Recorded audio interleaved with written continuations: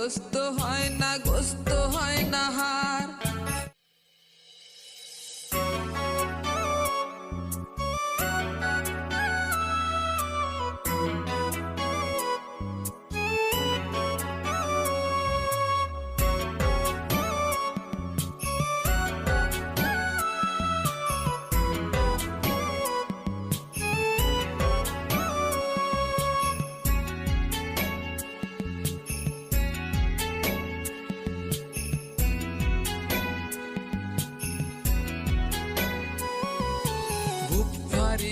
কলজা যখন নিল মাগো আমার, তখন বাবা মনে পড়ছে তোমার কথায় আমার।